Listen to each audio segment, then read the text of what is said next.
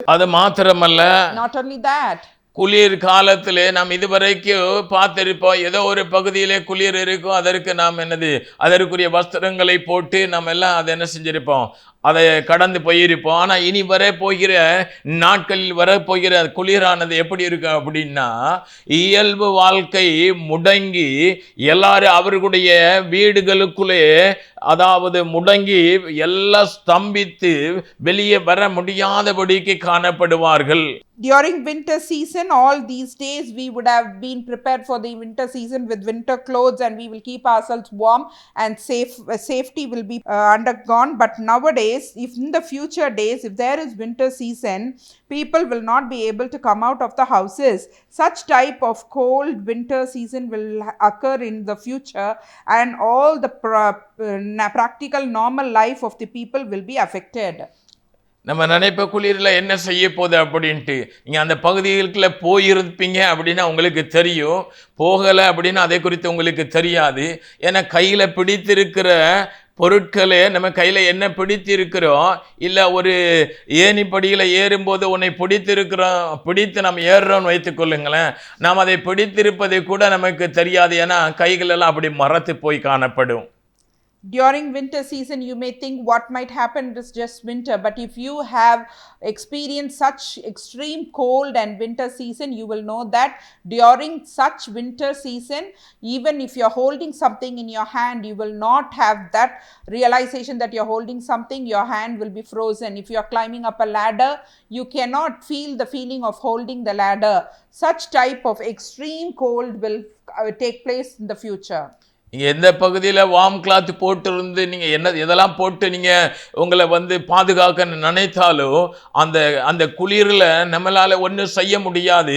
நம்முடைய உடம்பே அப்படியே நடுங்கி கொண்டிருக்கும். Even if you wear the winter clothes to keep yourselves warm, you might not withstand that cold season. That much cold will happen in the future, and you will be shivering. இப்படிப்பட்ட பகுதியை குளிர்காலங்களிலே நாம் பார்க்க போகிறோம். Such evil things will happen in the winter season. ஏற்கனவே பதிவில் கொடுத்திருக்கிற Europe தேசத்திலே சில தேசங்களை குறித்து பதிவில் சொல்லியிருக்கிறேன். We have already given posted in the recording about the winter season, what happened in some European nations. இது முழு உலகத்திற்கும். This will happen to the whole world. இது ஏதோ ஒரு தேசத்திற்கு அல்ல. Not to one nation. 7ஆம் மாதம் 2021ஆம் ஆண்டு இதுவரைக்கும் இருந்த பனிப்பொழிவுகளை மாதிரி இனி வருவதில்லை. வரக்கூடிய நாட்களில் பல தேசங்களில் அதிக அளவிலே இயல்பு வாழ்க்கை ஸ்தம்பிக்கிற அளவுக்கு சேதங்கள், மரணங்கள், இப்படிப்பட்ட காரியங்கள் சம்பவிப்பதற்கு ஏதுவாக பனிப்பொழிவுகள் அதிகமாக காணப்படும் என்று இதை தேவன் எனக்கு காண்பித்தாங்க. பனிப்பொழிவு விழுகிறதை காண்பித்து இப்படிப்பட்ட காரியத்தை என்ன செய்திருக்கிறாங்க, சொல்லியிருக்கிறாங்க. நான் நினைப்பது போல தீர்க்க தரிசனம் தேவன் இன்னைக்கு சொல்லி நாளைக்கு நடப்பது அல்ல. As we think, prophecies are not that God has prophesied today and it will happen the other day. Habakkuk 2வது அதிகாரத்திலே 2-3 வசனம் இப்படியாய் சொல்லுகிறது. Habakkuk chapter 2 verses 2 and 3 says, கர்த்தர் ஆபக்குக்கு தரிசனத்தை காண்பித்து இது கடந்து ஓடுகிறவர்கள் எல்லாரும் வாசிக்கும்படி தீர்க்கமாக அதை எழுதி வர. God showed the prophecy or the vision to Habakkuk and said, write the vision, make it plain on tablets, so he may run who reads it. இது எல்லாம் சொன்ன உடனே இன்னைக்கு நடக்க போறதல்ல. இது குறித்த காலத்திற்கு தரிசனம் இன்னும் வைக்கப்படுகிறது. It is not that it is prophesied so it will happen very quickly, but for still the vision awaits its appointed time. இது நடக்க போகிற காலத்தை பரலோகம் முன்குறித்திருக்கிறது. The fulfillment date is being recorded by heaven. இது வருகிற நாட்களில் இதை ஏற்கனவே தேவன் அடியோனுக்கு வெளிப்படுத்தினதற்கு பின்பாக நான் பார்க்கிற மலைகள் எல்லாம் ஆங்காங்கே காட்டாட்டு வெள்ளம் போல என்ன செய்கிறது.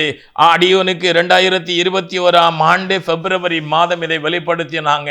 நான் அதற்கு பின்பாக நான் பார்க்கிறேன், மலைகளும் சரி, குளிர்களும் சரி, பனிகளும் சரி, வெயிலும் சரி, அதாவது இதுவரைக்கு பார்க்காத அளவிற்கு எல்லாவற்றிலையுமே தாக்கங்கள் அதிகமாகி அழிவுகளும் அநேக தீமைகள் உண்டாகிறதை பார்க்கிறேன். God has prophesied to me in the year 2021 in the month of February about this rainfall. The rain is being so extreme that there is flood in the all over the places due to this rainfall. It has already been prophesied and it is being fulfilled.